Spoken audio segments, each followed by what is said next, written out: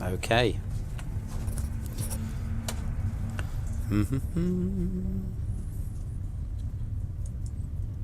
Hi, Zerid.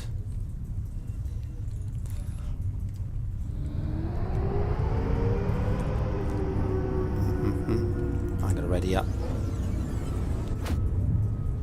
We've got for 4 all. Should try to get everybody to ready up.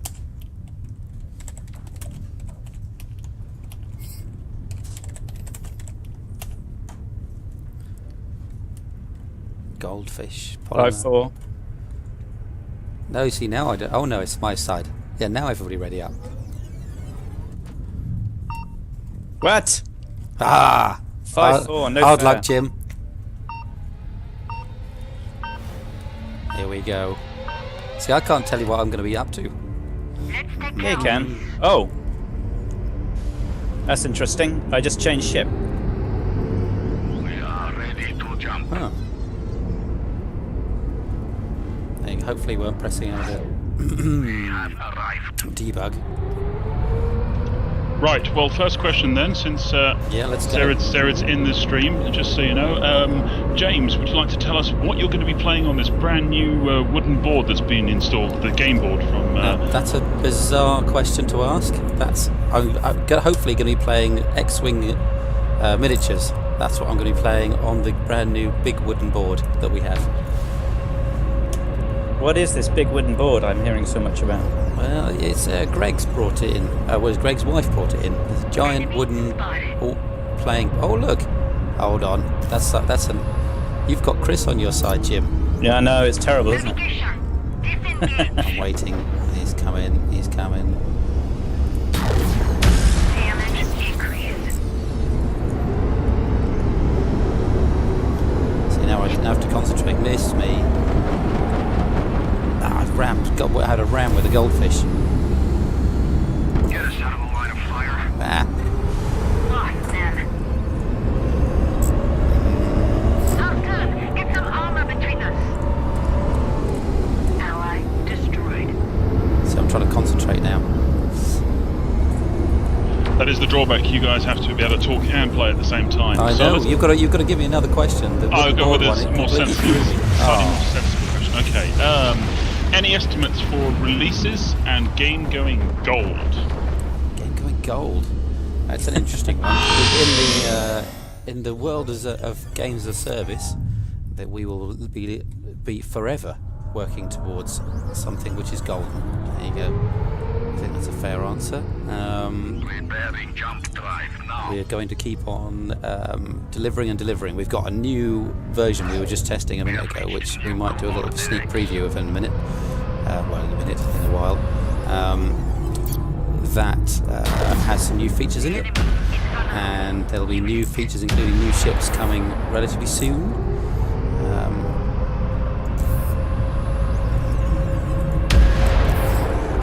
Trying to kill off Chris. Okay, fair enough. Moving on. Guy behind the asteroid. But yes, we'll continue to update. We'll continue to make new content. We have a sort of a schedule of when we'd like to go from, I suppose. Now Chris is killing me, and I'm trying to talk, and he knows I am. From the early access part of Steam to the free-to-play part of Steam. So we've got a target in mind for that, but that really depends on community feedback and how it all goes for the next.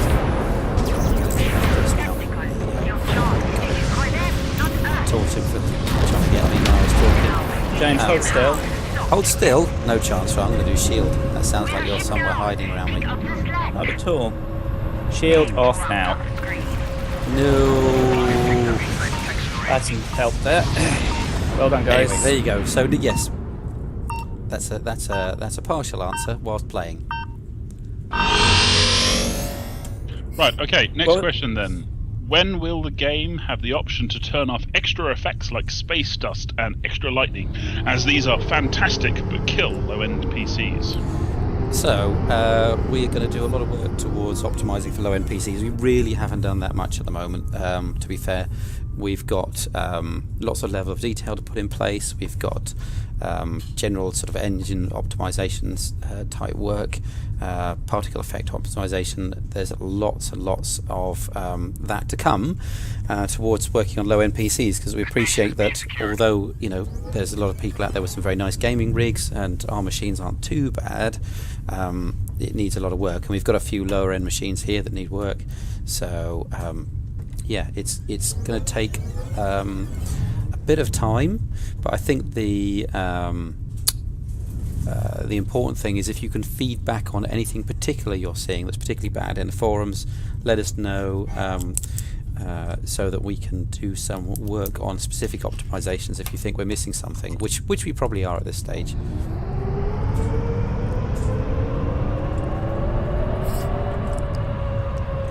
Right, okay. You're hammering through these questions quite quickly. Jim's not talking at all. No, Jim's got it. James, obviously I'm trying to kill James, which takes some of my attention, but I will try to get into the questions when James is done. Well, they can mainly see my screen, Jim, so you should be doing more of the talking, or we should swap or something. Oh, there you are, yeah. Right, okay, next question has just been repeated by Max Thomason in the chat. Will you be adding multi-screen support? As the games, at the moment, this particular question has a resolution of 5,960 by 1080. So it's obviously 3 monitors. So we did multi-screen in Strike-Zero, and it was frankly amazing. We really liked doing it. Obviously, this is Unreal 4, it's not our own game engine, so it's check support, but assuming it can do, and that we can do it, then I would definitely like to see it. The game would lend itself to it beautifully, I think. Interesting one is that pay to win? Getting 3 monitors and then being able to see more? There's an interesting question.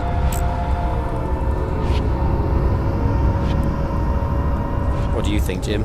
No, I don't think it's paid to win, as long as you're not... I don't know, it depends what you're showing, obviously, but I think... well, it's more peripheral vision.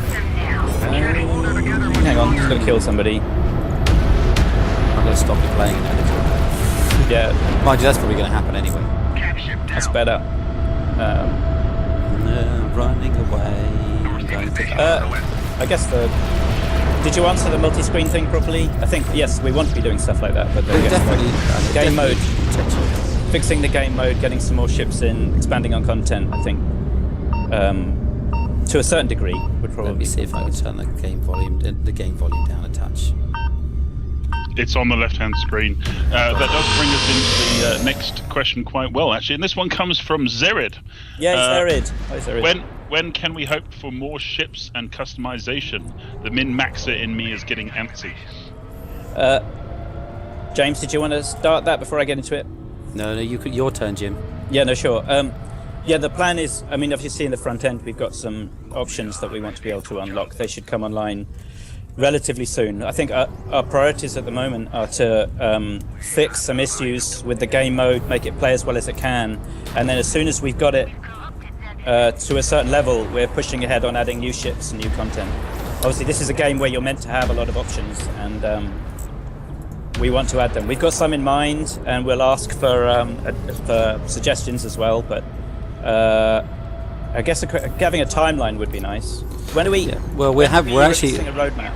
Yeah, so at the moment we are doing some planning on Friday, and that's going to give us some more on our roadmap of features going forwards. And then the idea is to use Trello to share some of those features so people can see what's going on. That should make a big difference. And there are ships in the office that are looking really nice and progressing really well, ready for going into the game when he says just trying to turn around to kill Chris again. There you go, somebody else killed him. Well, we have ships in the office, so for example people might be looking there and going, oh well, what about the manufacturer for the manufacturer which has the, I'm trying to think of the right names for them. We've changed the names, but anyway, Zarek Industrial is Industrial is the rig manufacturer, we used to call it. But basically, when are they going to get their sniper, for example? And yes, that's underway and in progress.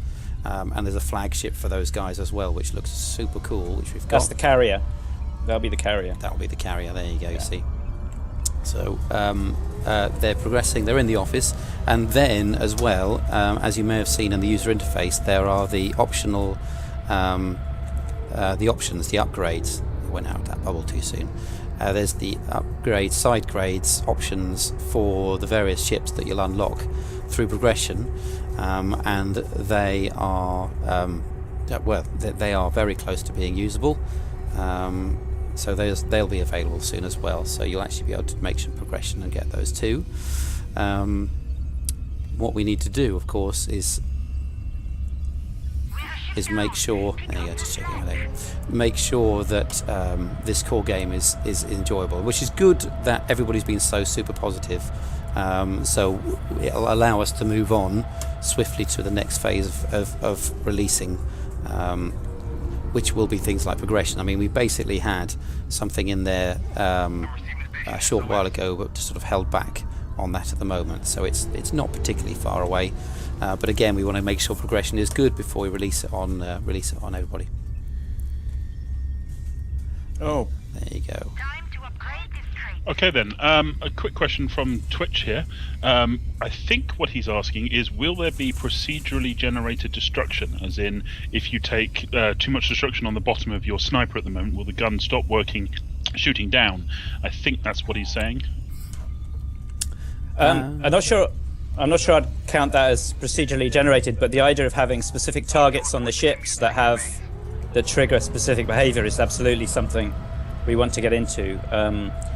The way damage works at the moment is the ships all have specific armor points that can be weakened for extra damage.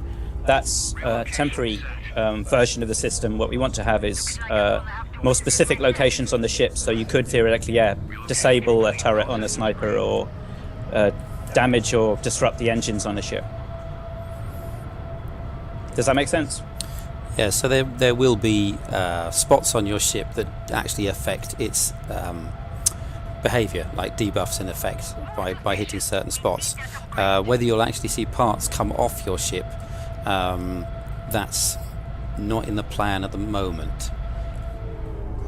A station has been taken by the I mean, the biggest problem about doing that kind of thing is that generally in a game like this you want to be able to repair, or have the ability to repair. So if my sniper, for example, lost its bottom cannon, it might look a bit odd that it just suddenly reappears. So that's one of the reasons why it's been thought that it'd be better to have.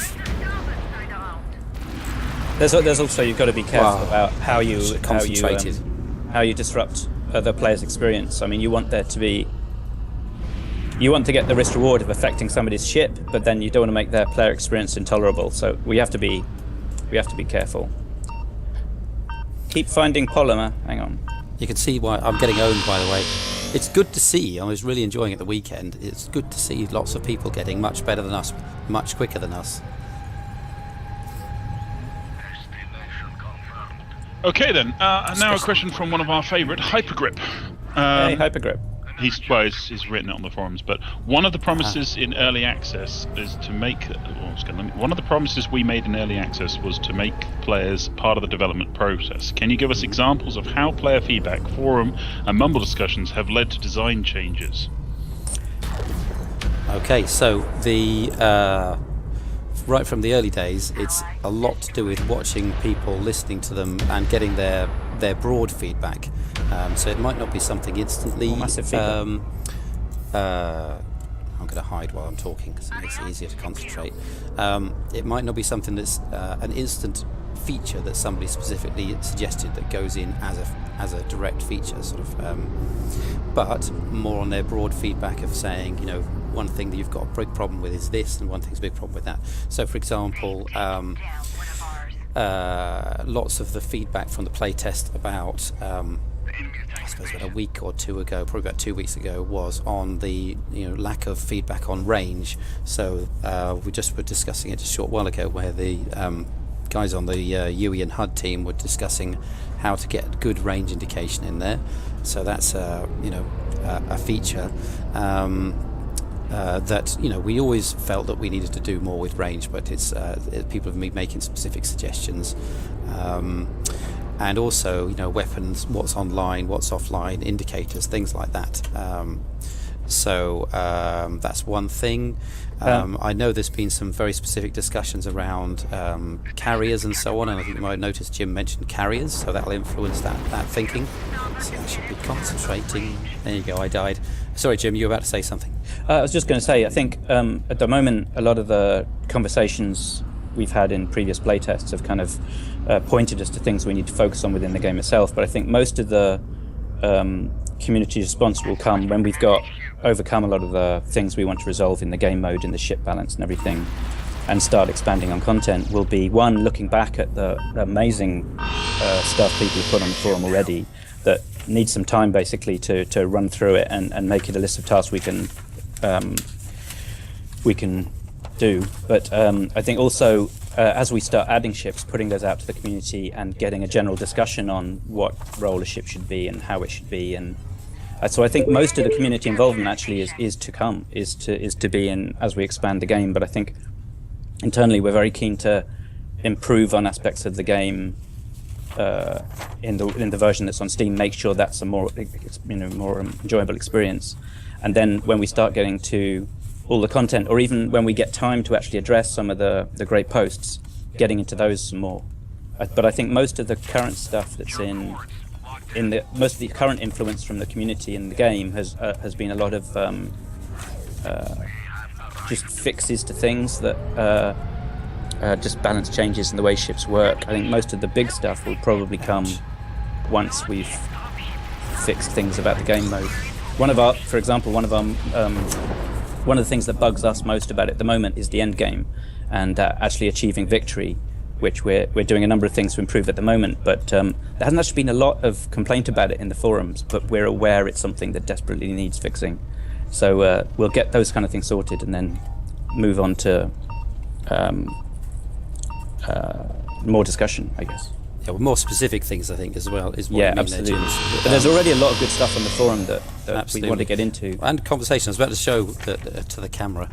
So from one of the recent conversations on Mumble, for example, I got 2 sheets of feedback whilst chatting away to everybody, and that feedback went straight into the team. So I wrote them down, categorised them, really listened to what people had to say and dropped them in there. I mean, when you get specific features, so for example, somebody said, I'd like to be able to cancel when a jump's been fired off.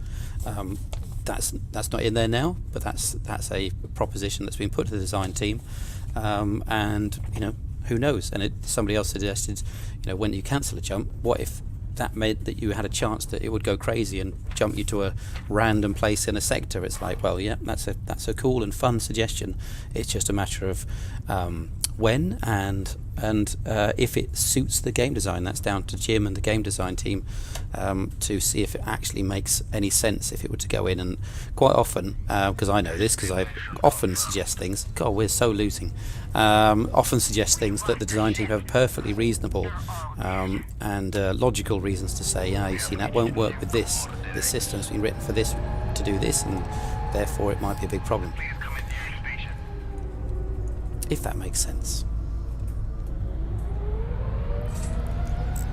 Right. Well, we've got lots more questions and more keep coming going. in all the time. So, question. First of all, quick answer to Max. The Mumble is public; anyone can use it. And to Sub Zulu, No, we're gonna get captured. we do play often, actually, almost every day or so. Mostly internal, but we are trying to organise some more external games so you can actually fight against Jim and James here. Anyway, a question for you two from Zerid. Will the new ships fall under the categories that we have now? Like, will we get new sniper ships, or will that be a per ship role name? I should get into that one. I think there's a habit, even internally actually, of referring to ships as versions of the 6 we have.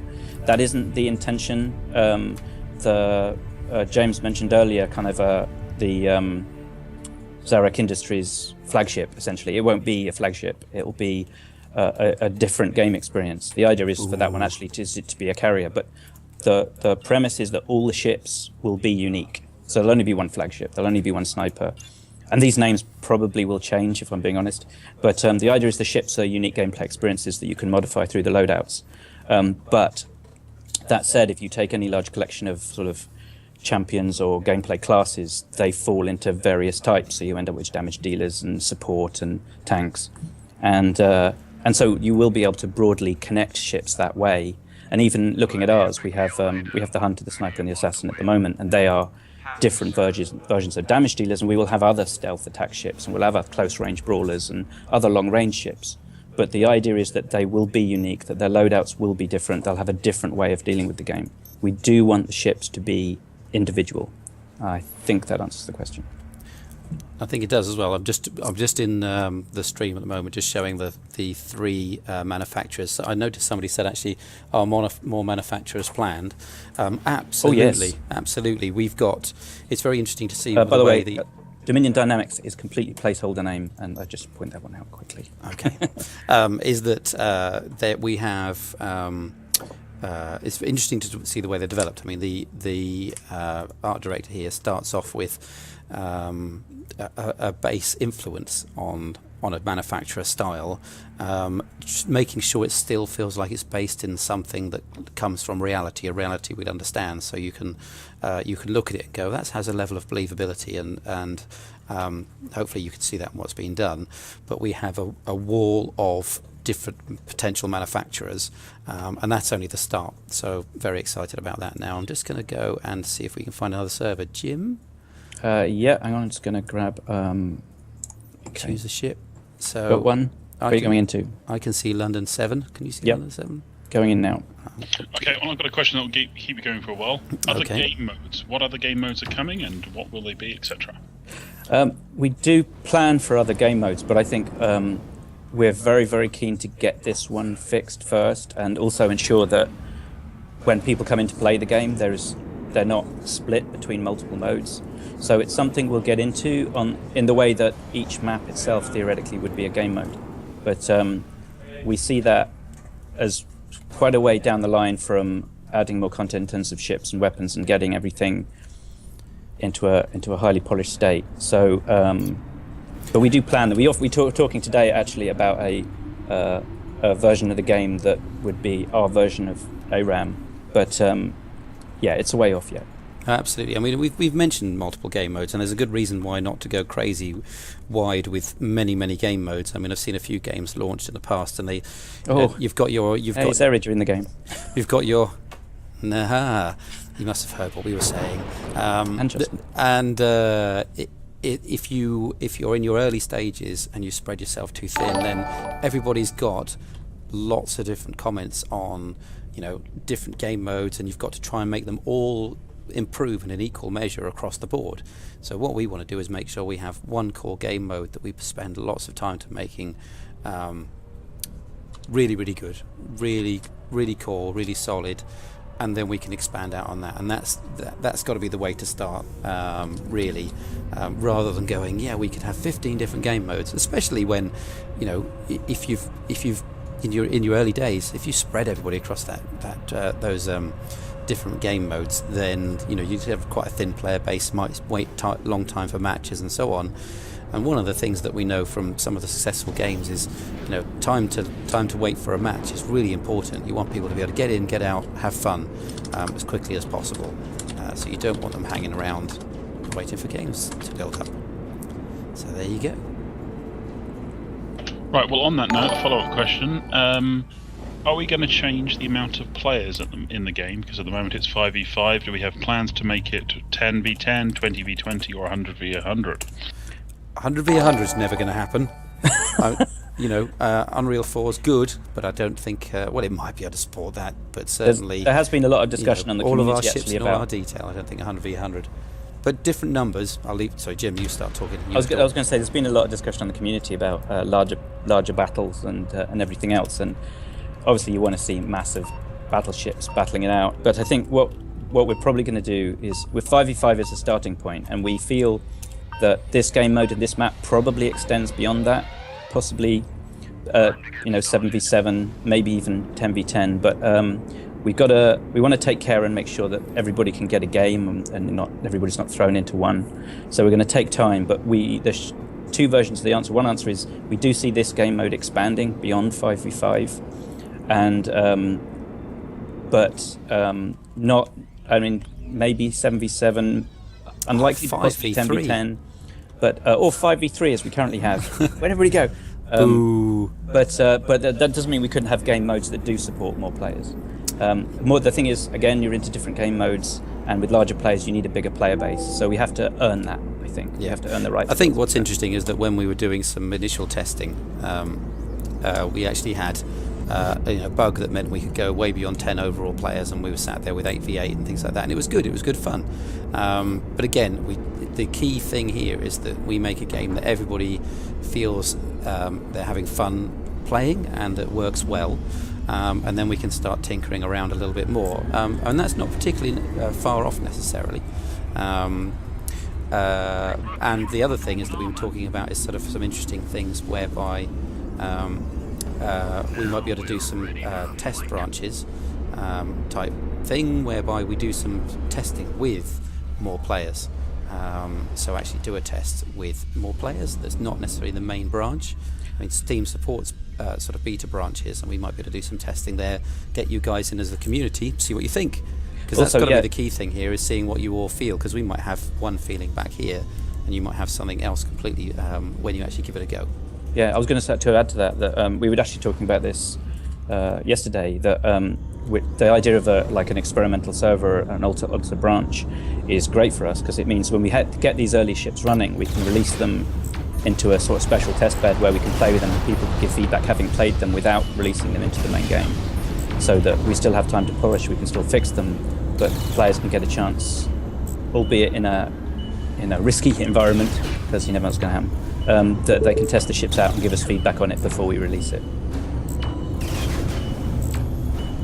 Right, good, nice pause. Two things. First of all, I'm going to start the raffle in a moment. If you're interested in joining the raffle for a free key to Fractured Space, please type !raffle when the raffle starts in a moment. You can also type raffle message. There will be a pop-up explaining this. Also, we have a question.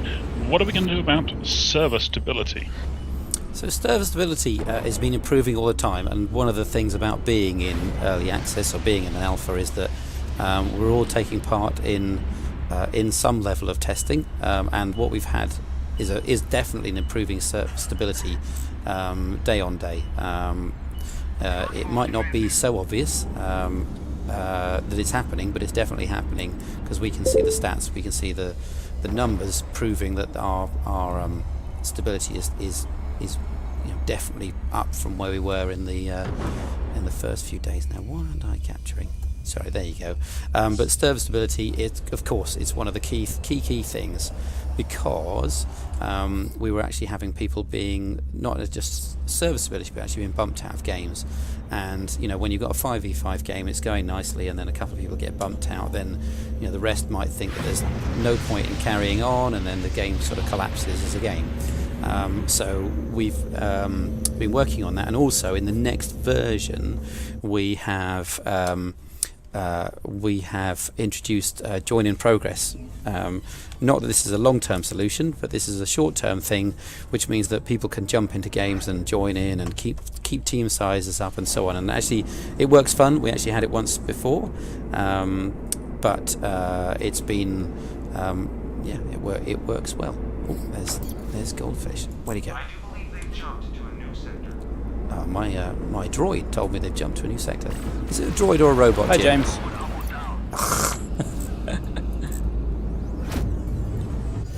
Two can play at that game.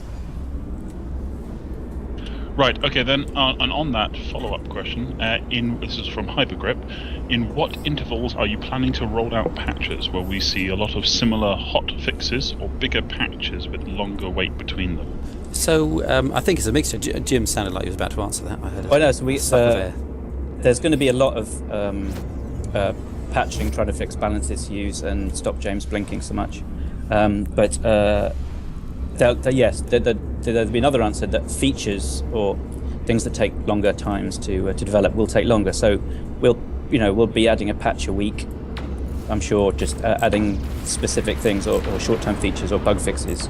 But then every few weeks, we'll be adding hopefully more substantial changes. Yeah, absolutely. Of course, we want to do some. There'll be some bigger updates and bigger upgrades as we go along. Are you trying to kill? No. Oh, there you go. Yeah, that'll do. So there will be some bigger updates. I mean, when we introduce, a whole manufacturer, when we introduce larger features, when we unlock all the options for each ships, those are going to be larger updates. And of course, we have been doing little upgrades all along. And tomorrow we've got one coming, and that's actually got. We were playing it earlier. In fact, like I said, in maybe half an hour, we might run that up so that people can see what the next one looks like, and then you can ask questions about it and see the differences and talk to us about why we made those differences. So yes, there's going to be a mixture of larger updates, smaller updates, and I think that we can do, or we will be doing more previewing of them. Our producers produced sort of a devlog, and like I say, when we put the sort of schedules up onto Trello and so on as well, so we'll have a combination of sort of letting people see what we're up to, what's coming, and talk about it a lot, because it's important. I understand it. In the games that I play, the games I enjoy, it's important to know what's coming. It's important to sort of preview those things, and then it's fun to see big changes. Of course it is, look forward to. I might be able to get revenge on Jim. Yeah, I'm going to die now. Hopefully, I'm hoping that's the case. Right. Well, in this slight pause again. Just to let you guys know, I will stop the raffle in 4 minutes at 22. You can see in the background of Jim's screen at the moment Samikins, who you may see in game occasionally. Please do kill him, even though he is ginger. I am too, so I have no hatred there. Question from Steam: what's your gaming history? Oh, right, okay, that's an interesting one. So I'll start if you like. So I was making games when I was about 13 or 14, sitting on the end of my brother's bed. He was coding.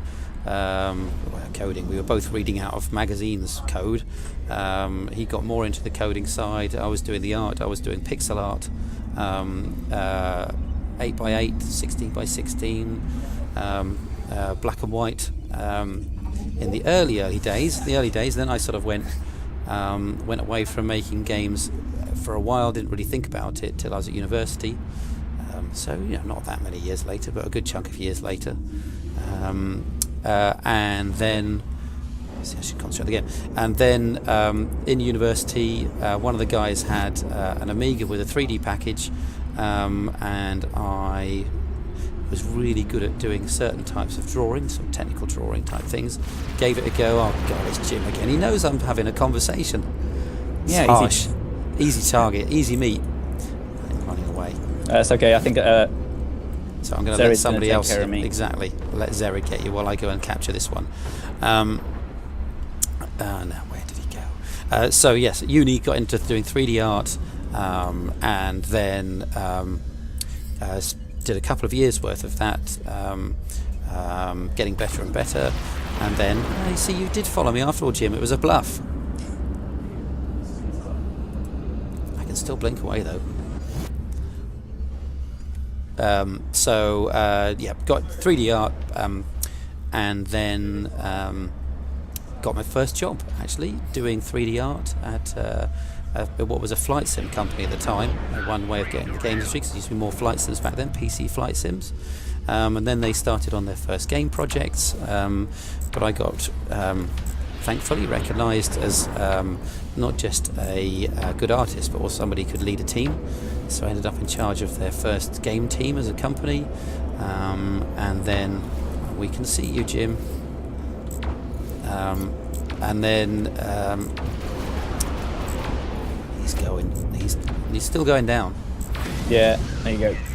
Well, Jim, do you want to jump and in?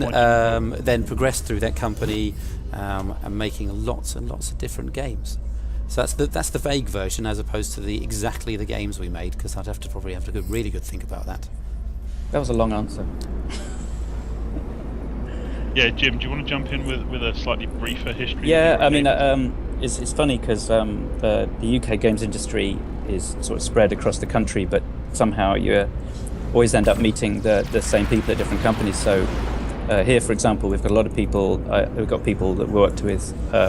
My first company that I worked at was Argonaut on SNES games, and in fact, the first game I worked in actually had a transforming spaceship mecha, which was interesting because obviously recently, as Born Ready, we made Strike Suit, which had exactly that.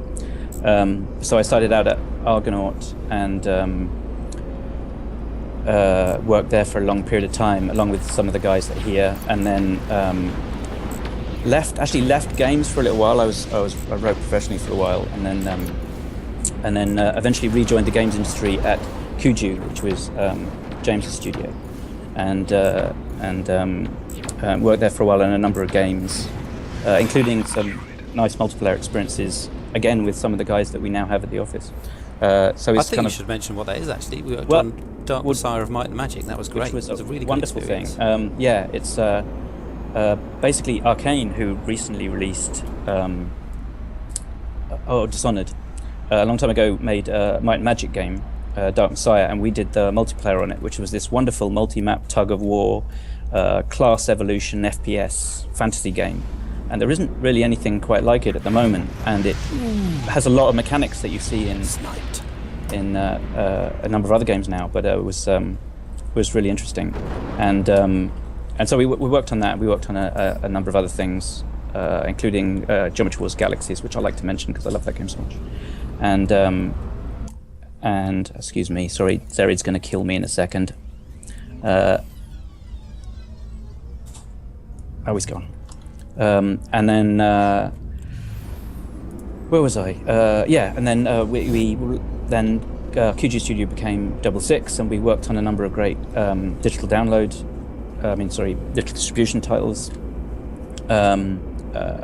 including Burn So Be Burned, South Park, All Zombies Must Die, a few others, and then we broke away to finish Strike Suit, which was fantastic. That's when we started Born Ready games. That's right. Yeah. And then that kind of brought us here. That's kind of a quick summary of a very long period of time, but I feel my answer was as long as yours. That's not good. There you go. So you can't answer that question quickly. Yeah. But to be honest, I think actually, based on the discussions on the forums and Steam, it was more like, what did you first play, like Mario Kart. But let's move on. Mario Kart. So we Yes. completely failed to answer your question as well. Oh well. More importantly, Mario Kart what good. features are you going to prioritize in early patches? Now, I'm hoping you got the email earlier. I don't know if Dylan got back to you about this at all, but you might want to mention Trello. I did mention Trello in terms of, we are going to be doing a strategy and planning meeting this Friday where we've got features upcoming and we will be talking about what we think are the priorities. Then one of the plans is to put that onto Trello and then let people have an opinion and tell us what they think. I mean, some things that we may have planned, we know there's a very, very good reason for, and therefore want to do it. But I think that it would be very interesting to see what people have to say and why, and influence our roadmap. It's very interesting because I was talking about this, I think, on Mumble, is that what is that? Oh, I've got a spotter drone on me. I need to jump over there. Close that range. Is that on Mumble we were talking about this and talking about sort of influencing our features and so on. But it's important for us to listen, and one of the good companies that does this very well actually is now Epic with Unreal 4. They actually let people get on and influence their schedule, and the community of programmers and so on that use it can actually see the results of this. Too busy talking, I'm going to die. There you go. Run away a bit. I might actually just go over to their base for a minute just to bother them. Did I answer the Right. question, You Bungle? did. I did. You did very well. And or just to quickly answer Top Gun 904, if you're interested in getting the copy, there will be another giveaway of a key in about 5-10 minutes. Alternatively, you can head over to Steam, where the game is currently on early access if you want to join us. $10 for your own key and $20 to get a pack of 5 keys. The next question is credits. What is the implementation schedule or plan, and what are the planned usages? You mean when you mean credits? Soft currency. Currency. There you go. So in terms of a schedule, that is going to be something that we're going to be bringing online. I mean, you can see that it's in. You're actually getting a gain of experience points and credits in the user interface already at the moment. I just corrected Joe. You don't actually see any credits at the moment. There's a fix to that screen coming where you should. You don't see there it. you go. All right, then we did have that just when I looked at it last, which was just before I went. By the way, I was away last week, so there you go. That's why I missed that point. Ooh, they're at level 3. You're beating us hands down, by the way. Not hands down. Well, in terms of upgrades, 7-6. Yeah, credits is coming soon, and spending them on the to unlock the options for the weapon and engine and so on options for ships will be most likely the first implementation of those, so that people can try different weapon loadouts for their ships. Do you think that's correct, Jim? Sorry, I wasn't listening. I was chasing over to Alpha there you Sector go. to try and nail somebody. I was saying that the most likely first use of credits, although I can't say this for sure because we're doing that exact meeting on Friday, would probably be for unlocking the options like weapon options for a couple of ships. Most likely. Just I mean, to it'll be a first while test before of the system. Yeah, it'll be a while before we can release new ships, which would also be part of that system. But What is that for? hang on. I stuck my head out around the corner when I knew there was a sniper there. That's not good in any game. Okay, so you were done with that one, or you want the next one?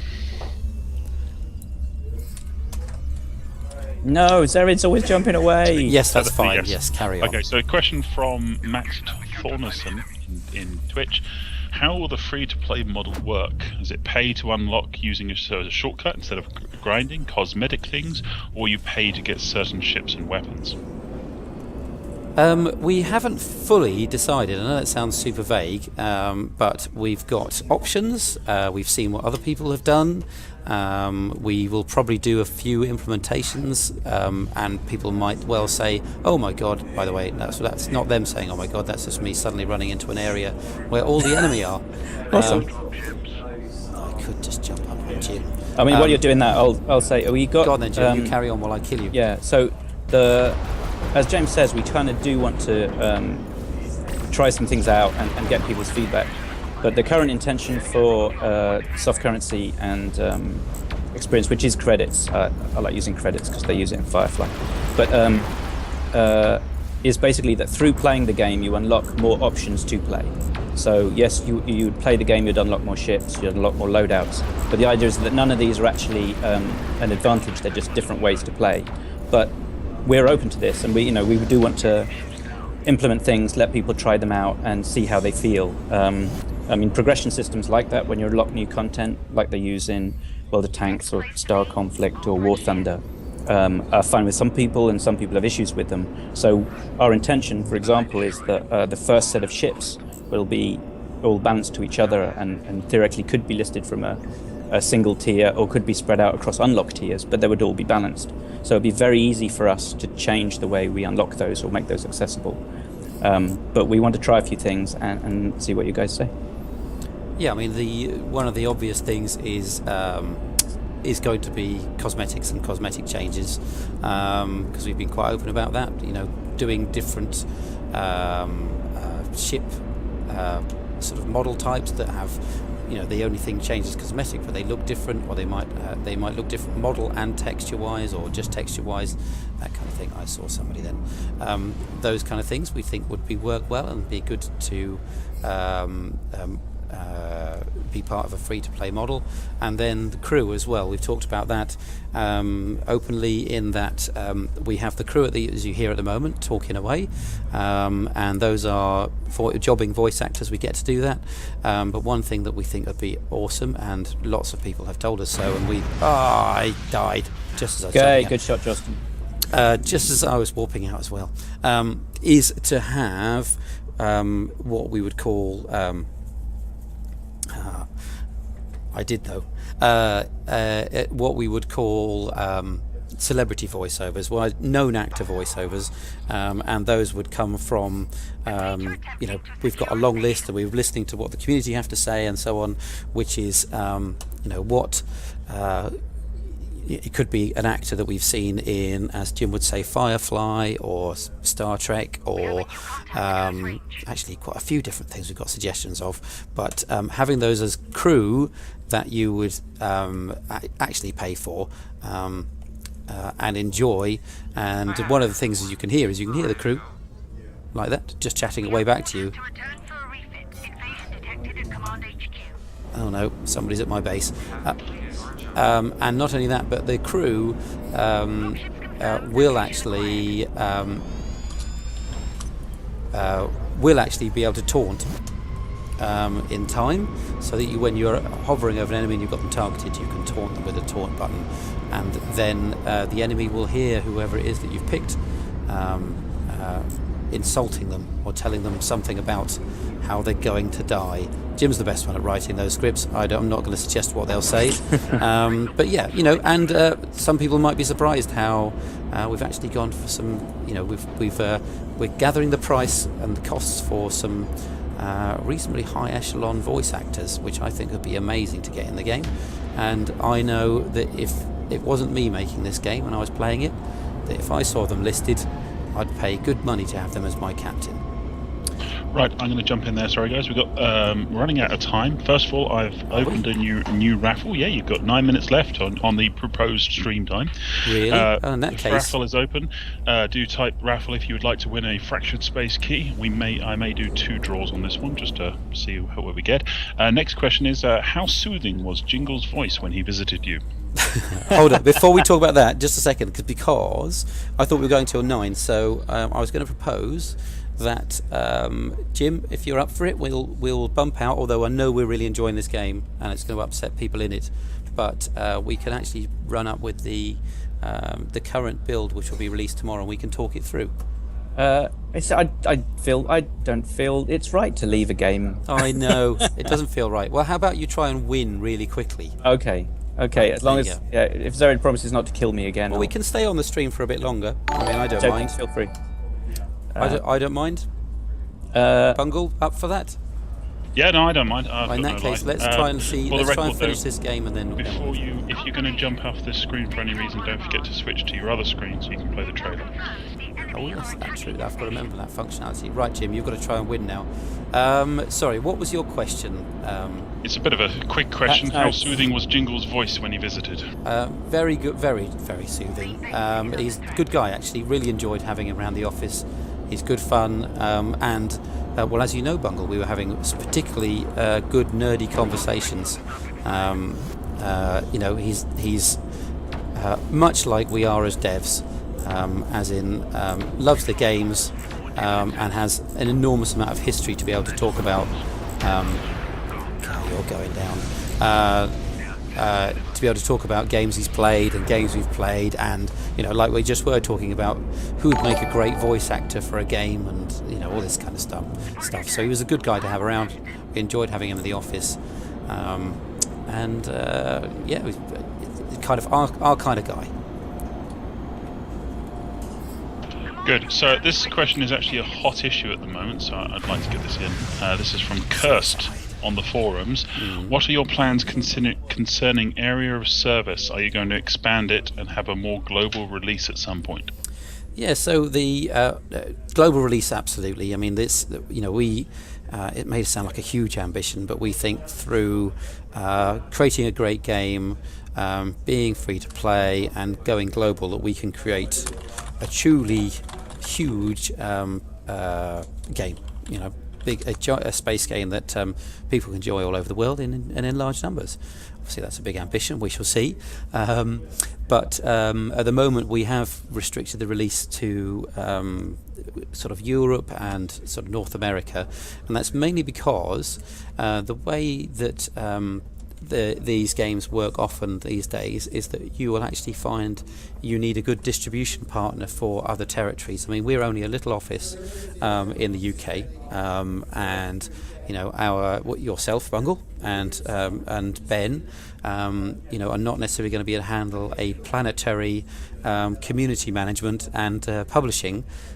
So we really do need to get some partners in other territories. So we're working on that. In fact, I was at G-Star in Korea last week. That's where I was, talking to potential global distribution partners, so that we can put the game out to the rest of the world. So we do have plans, absolutely, but we do need partners, and we need to make sure that when we go somewhere else in the world, the game has really, really good support and can do a good job. Okay. Jim, you should be jumping in hopefully on this question so we can get a bit more out of you. This is another one from Hypergrip. How open are you to changing your vision of the gameplay in general? There are some in-depth discussions and posts on the forums. Is this kind of feedback useful at this stage of development, and how much can we change? I think we're in many regards we're indebted to the community, so they're the ones playing the game, so we can't automatically sort of veto anything. I mean, we have a sort of clear vision of what we want to do the game and a direction we want to take it, especially in the immediate future. But obviously, if we're showing something that we think is finished and sorted, and the community think that should be up for debate, then that's up for debate. So I think we're relatively open with regards to. I think you mentioned plot and narrative. I mean, we have an idea of what our universe is, and I think it's very important that we're able to have a clear, consistent universe. And it's something that we're very keen on the ships, that the ships have like a consistency to them. But again, it's people know if something doesn't feel wrong, and they'll let us know, and then we can work on it. Yeah, absolutely. I think that hopefully from what you're seeing and playing right now, you're getting a view of the vision for the game. And the influences and so on are coming through. Are you finally capturing? No, maybe not. So hopefully that's coming through loud and clear.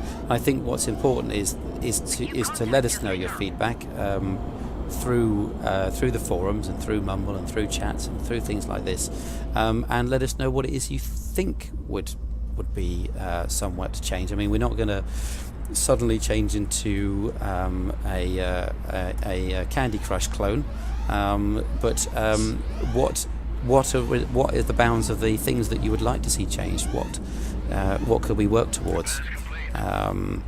Especially seeing as some of the things we haven't revealed yet, so they might be the very things that you're suggesting. I mean, it's very often that like-minded people who've played similar games actually do think similarly about solutions to things. So it might be that some of the things that we've got in the pipeline are exactly what you're thinking, and we just need to make sure we're really good at communicating that it's coming, and that we think alike. And I think that's an important thing for us to work on when we're chatting back and forth. So you don't think we're ignoring you. We're actually we just know that what you've said is exactly what's coming, and just hold on a second and you'll be super happy. Hopefully that makes sense. Chris, one of our directors has asked me to also add that please bear in mind, guys, that we are quite a small team. We are trying to collect as much information as you guys can give us, so do stick it all up on the forums, do write huge posts that Jim loves to read, and we will do our best to get it all in. And thank you for following us. Yeah, I think that one of the things that's worth pointing out is that we initially have spent some time working with the community, and we have probably taken a small break for the last couple of weeks where we spent, or the team specifically, not necessarily myself, but the team specifically have spent a lot of time head down just making sure the game came out on time on early access and was as stable as they could make it, and so on. And then this last week, just fixing a couple of problems, server stability problems and so on, so there's been a bit of concentration on that. But now we're into a new mode. I think it was well described by somebody I was talking to last week, where they said all the bit that you've done so far was the sprint, now you're into marathon. So we need to pace ourselves, but also we need to, now we can, slow down is probably not the right word, but we can pace ourselves out. We can now somebody's at my base. We can now spend more time engaging with the community, getting on forums, listening to people, chatting away, and actually pace that and make it part of our daily development process, as opposed to being a bit ad hoc, as it was certainly over the last few weeks whilst we were getting ready for release.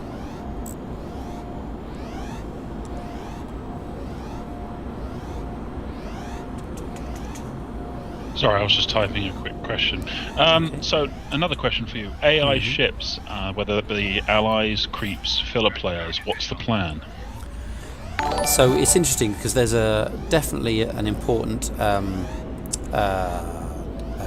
trend towards some level of PvE. And that's important because some people want to be able to have a part of their game experience where they are... I'm actually going to leave him to do some capturing, so we want to get out of the game in a minute, and there you go. We didn't stand a chance, he says. Nice and one, to show you off the development and magic version. So, yes, where was I? Remind me of the question. I got distracted by us losing. That's okay. I'll just do the question was AI ships. AI ships, that's right. Before you So jump into that, I'm PvE, just going to announce the winners for the raffle, which is Ozver, and hopefully it will work with the second one, Rain Buddha. Well done. I'll make sure you guys both get keys. Cool. Right. Okay. Now, just whilst I'm going to. Are we going Visual Studio? So we are going to go. We're going to go to the brave world of Visual Studio, whilst everybody out there gets to watch the trailer for a minute. There you go. I was going to jump in on your AI question. I think go on, Jim. You go for it. Yeah, I mean, obviously there's a number of issues about having like minions and that MOBA kind of flow to the game. I mean, again, we're not going to throw it out and it comes up and it's something that will come back and we'll discuss some more. But we do in the short term we have had discussions about the concept of AI ships that come in terms of. Oh, Jim, hold on a second. I reckon they won't be able to hear a word you're saying over the trailer. Let's get the dev version up running. I wouldn't worry too much. Just keep your voices down.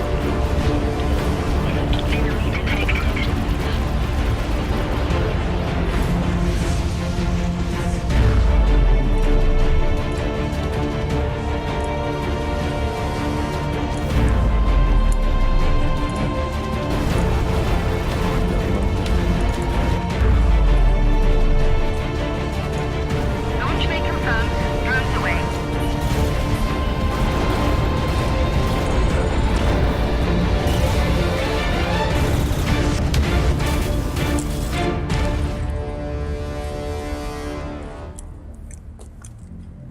Is that you munching, Jim? It is. It is him munching. There you go. So, yes. So AI, it's in the plans. It takes time. That's the thing, because some AI for some games is simpler, but we've been doing AI on many games for many years. So it's going to take some time to get in, but we know it's an important part of our overall development over time because people want to be able to play offline, basically, and they want to play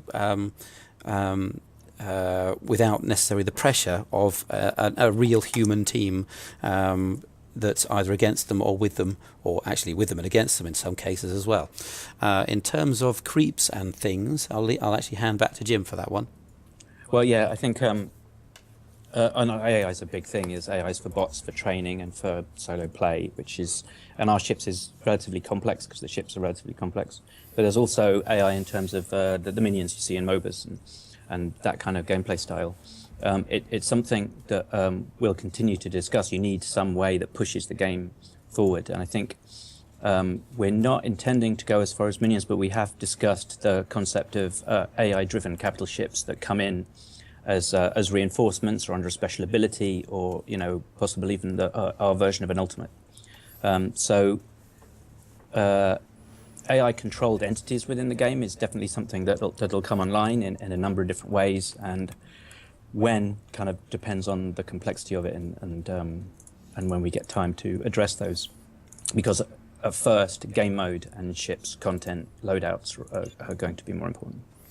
Absolutely. So, what are we going in as? What we've done. Sorry, just jumping quickly before you do join a server. Do you want to just walk through the new hub as well as anything else? Yes. So the new hub, or the hub that's going to be coming out tomorrow at least, now has, as you can see here, a tutorial video. Back to the hub page. I have. Oh, you're just delayed. Behind, yes. You're behind. So yes, we now have a tutorial video area that we've made over the last couple of days. Hopefully that will help explain some of the key concepts, and that's really important. But I think we need to get into the game to see most of the changes that have been made. So I'm going to go to my sniper, as it nearly always. Okay.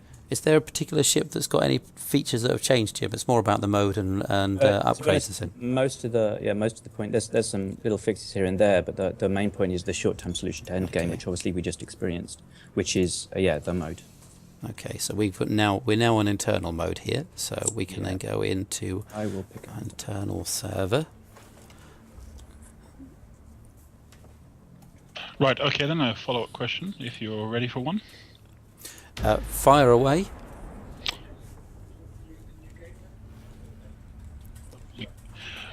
Sorry, I was just getting. Okay.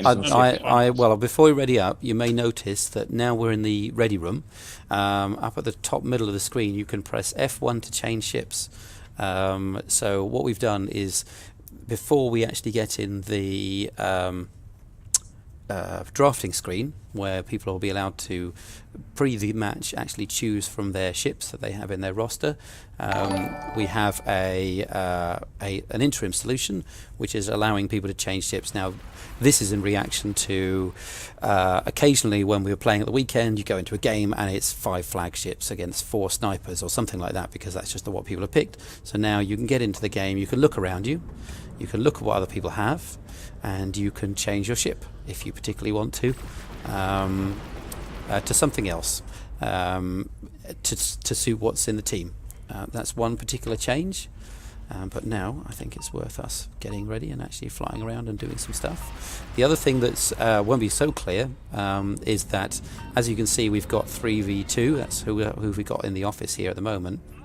Now, if we were busy playing now and somebody saw this online, the server will be clear and visible so that other people can join while we're in progress.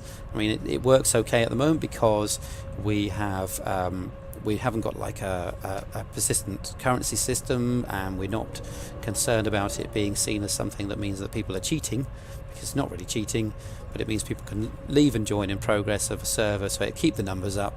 And so people drop out, they can join certainly in. if you had a problem, if you had actually got bumped out for whatever reason, or you lost connection, you can also rejoin back in as well, which is really important. Obviously, at the moment, everything looks pretty similar to the way it was before. I think I don't know if we'll have time. Hopefully, we'll have time to show this. But what will actually happen in the top left, you'll see instead of the icons displaying pixels for each level that went 1 to 3, there's just on the edge of the top screen, there's a 1 there. This is because the number of levels has been increased from what was 3 to 9. But the way that's worked is we've split the upgrades you were getting that were levels 1 to 3 through to levels 1 to 6, so that there's less difference between individual levels. So you have to dominate the map and get more resources in order to get a major advantage over the enemy. but then those levels also run up to 9, and the levels at 9 are basically a series of upgrades that really push the game to end relatively quickly. So damage goes up, speed goes up, capture rates go up, and the entire game basically picks up pace. Yeah, so I mean that's one of the things. At the moment, everything looks like zeros because we're just at the beginning and we're just, doing our initial captures and zone captures. But yes, the level goes up much higher now. There you go.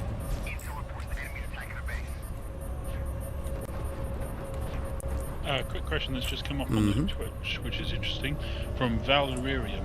I can't pronounce that. Are you guys going to implement a way to swap teams when unbalanced? The plan is that the game should be sorting the teams. We don't want the game to automatically pull people off one team and put it on another, because at the moment players have very little control over if they manage to get into a game with a friend on the team. We don't want the game to pull them off that team. But we do want the game to ensure that games are balanced. That's why, as James mentions, we've allowed join in progress so that the game can automatically fill teams with less players with more players.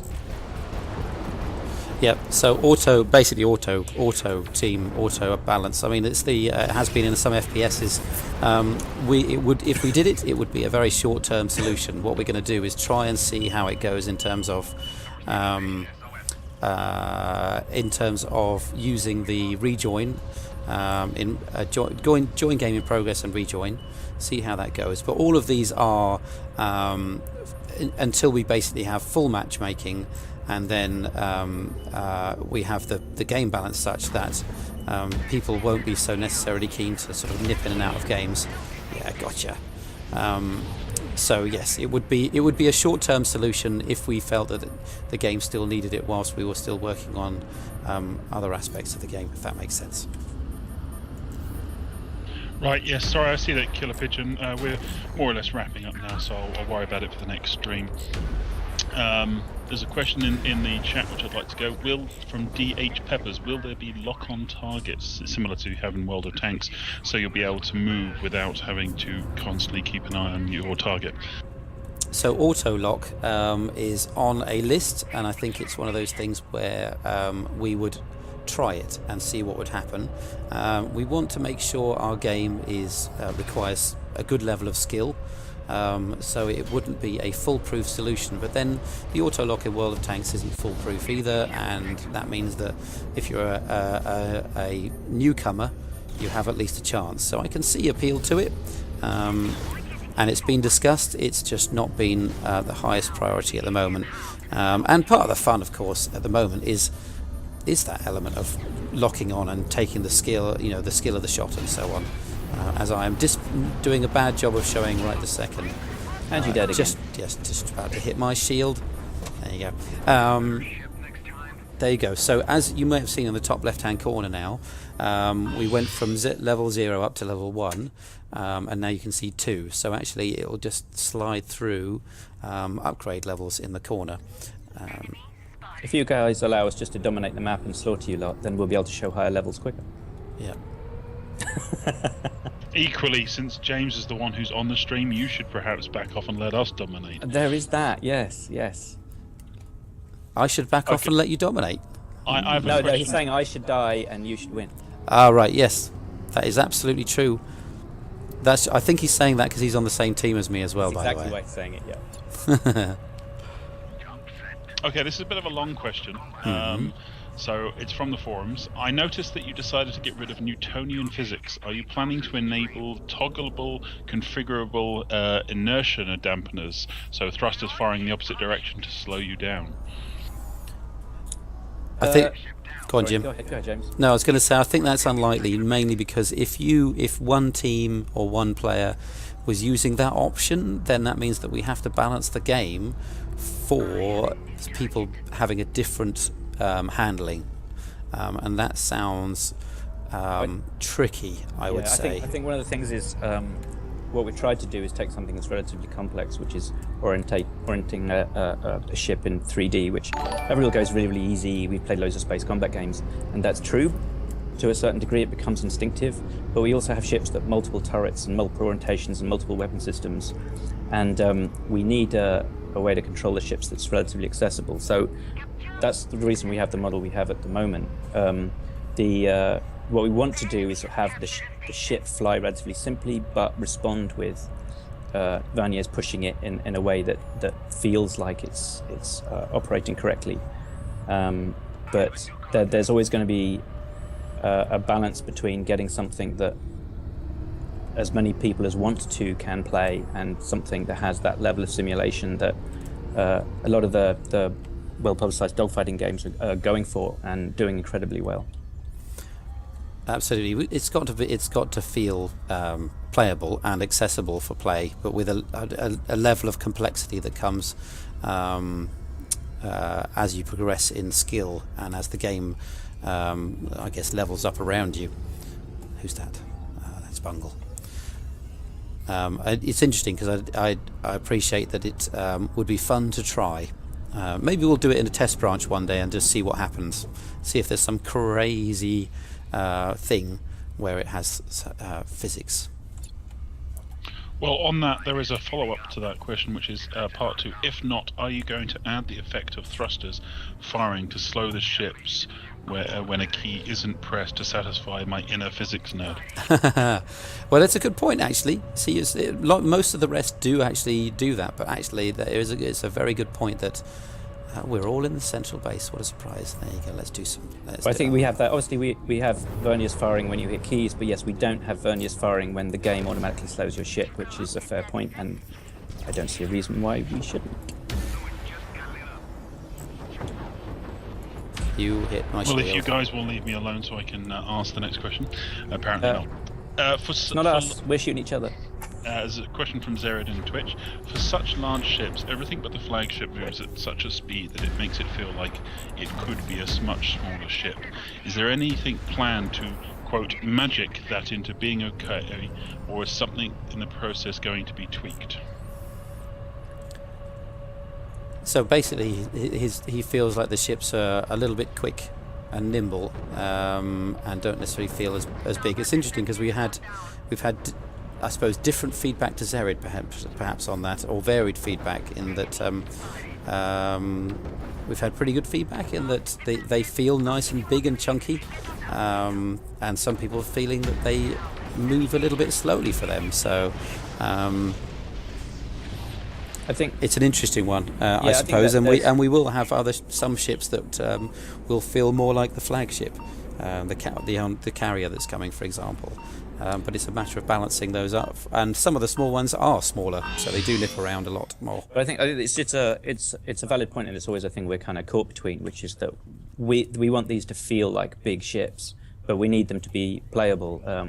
The flagship obviously is the heaviest, slowest ship, and we do find that a lot of people don't play it for that reason, just because they just prefer faster ships, and I think it's natural to want speed.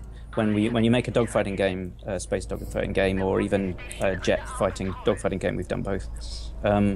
Speed is so incredibly satisfying, and it's such an easy thrill that you push the game that way, and we can't do that with these ships. So there's always going to be, I think, in any game where you're controlling a ship, there's a balance between what feels right and what plays right, and getting one to justify the other. So can we create? If the answer to the question is, can we create a system that justifies the way they move? In law, that's easy, but I think the trick is making the ships look and feel like they should be able to have the movement they have. And I think we were under the impression that it was working kind of well, but if it's not, then it's something we should discuss and we should get into. Yep. Right, I think we will have time for 3 more questions, and then we'll let these guys go home. So a quick question from Justin, who's one of our regulars. You've discussed different game types, but what will be the different game modes? By this he means, for example, in War Thunder you have arcade, realistic, and simulator, and each mode of combat operates completely different from the previous version in the levels of simulation and so on and so forth. Well, I think you'd kind of have to treat those. I mean, obviously, those are levels that run across every game mode. You pick whether you want to be simulation or whether you want to be arcade, and yes, it does change them, but they're levels that could apply to any game mode they introduce. That for us would be as obviously with one game mode, changing it to that level would be as big a job as creating a new game mode.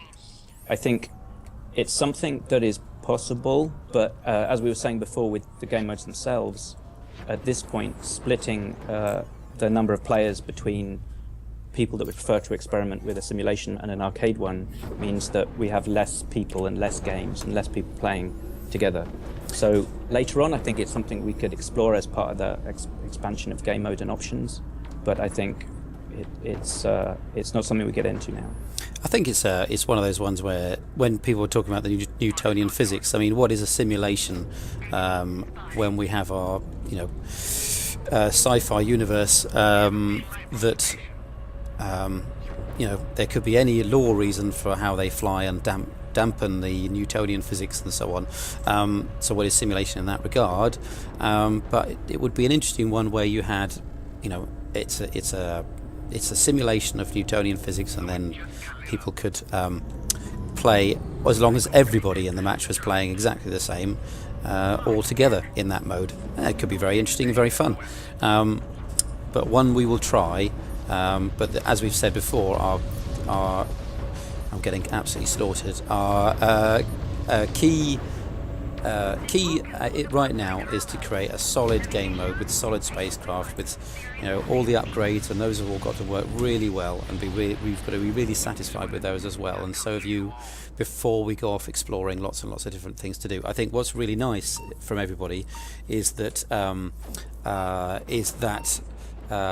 you, along with us, have a long list of things that you could see for promising ways that we could take the game, and that's really good. I think is exciting, because yes, there are a long list of great and interesting ways we could take the game from this starting point. So feedback, tell us about that stuff, and I think it's also worth saying, like, with things like that simulation arcade approach, or different game modes or different maps, that we're kind of saying, we're not ready for this yet and it's not coming. That doesn't mean we want to talk about it. We do want to talk about it. We want something we want to keep talking about, but I guess the frustration is they're not things we can address yet. And so feel free to keep asking about game modes and simulation and arcade, and we want to have that discussion, and we'll keep that going. But as to actually being able to give you something like that, it'll be a while. You killed me. I mean, at its core, we need to make sure our game is fun.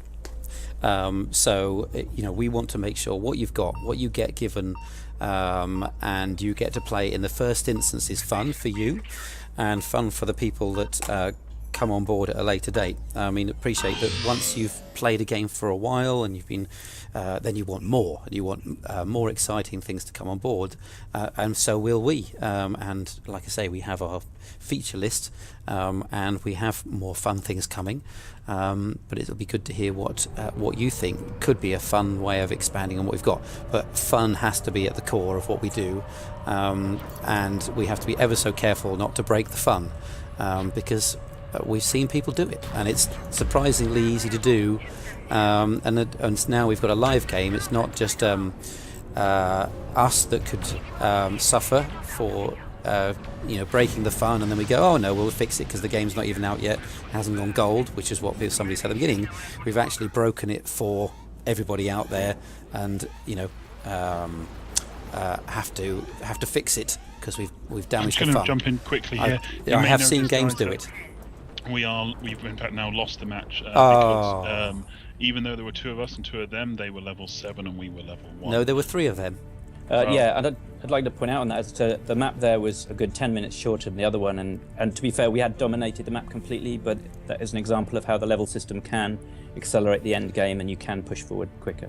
No, that's a good point actually, because I don't know whether we mentioned that much, but as you saw, you can go up to more than level 3, and that can mean that the end game is speedier. So one thing in the current game, especially with people dropping out and no join in progress and things like that, is that even if you were really dominating, it still took some time to win. Now that should improve matters a lot. So we can't wait to get this update out and see what people think when that happens. Although Okay, then. I'll just Also- like to add, yeah, it's a temporary fix. We have a bigger plan for the end game, but that'll take a little longer. Right, if you leave it on the one quick question end, and then you can roll the trailer and we can all go home. Will Flak eventually allow a flagship to protect itself from inbound missiles or fighter attacks? Yes. Yes. Eventually, yeah, we want to expand. We were talking about this earlier today as something that you have these ideas and you write them down and then you talk about them for a while. Flak should be able to decimate fighters and take down missiles, and a number of the systems you see on ships hopefully will be expanded to act as countermeasures in and of themselves. So Flak stops becoming just an offensive weapon and starts becoming a counter. And we want to see more of that throughout most of the systems. Absolutely, there's more things to come for countermeasures. Close-in weapon systems is one of Jim's favourite phrases from our early days, so they are going to come as well. Isn't that right, Jim? It is. It is right. There you go. Righty. Okay, well, thank you all guys for watching, and we will be streaming from time to time. This was the first of many, hopefully, QA with the devs, and we may have other people for you to talk to. The questions that have not yet been asked, I have still got them on. The ones I saw and copied down are still on my Word document, and we'll try and get them answered next week, if we do it again next week. Otherwise, let us know how you feel, and do get on the forums, www.fracturedspace.com/forums, and let us know all your thoughts and so on and so forth. Yeah, and let us Thank know you, how we James can and even Jim. do this better as well, if you've got comments on this too. On the format, that is. All right, And cheers. one last thing, this will be uploaded to TeamSpeak, to YouTube at some point once it's been looked over and touched up in post. Okay, I'm now going to roll trailer. So thanks everybody, thanks for watching, thanks for your questions. Cheers. Good night.